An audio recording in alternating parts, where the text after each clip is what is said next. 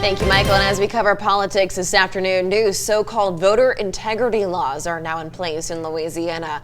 The aim is to prevent ineligible voters from casting ballots. News 15's Scott Brasta sat down today with Louisiana's Secretary of State Nancy Landry to discuss the new rules for voting in the November election.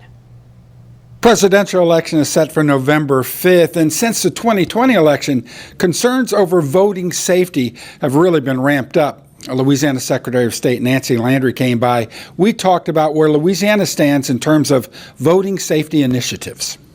Only our people program our equipment, and they're the ones who do the maintenance.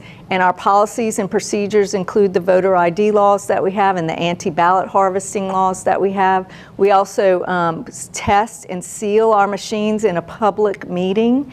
And then our physical security includes our machines are never, ever connected to the internet, and they're kept under lock and key. Let's begin with dates, important dates in order to be eligible to vote. First of all, we have the deadline to register to vote in person or by mail, and that's October 7th. And then the deadline to register online is October 15th. So if any changes you want to make to your registration, you have to do by those dates. And if the November 5th date doesn't work out, there's a matter of early voting. We have 10 days of early voting for a presidential election now. Absentee ballots? There were lots of concerns across the country 4 years ago, but Landry says that's not a problem in Louisiana.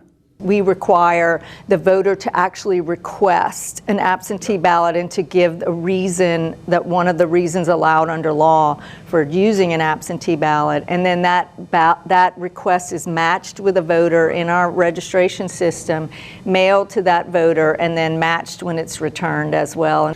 Looking ahead to the 2020 election, Landry would love to have brand new voting machines, but as she also added, one election at a time. We'll get through this one. We'll talk later. In the newsroom with videographer Brandon Lindsay, Scott Brasta, News 15.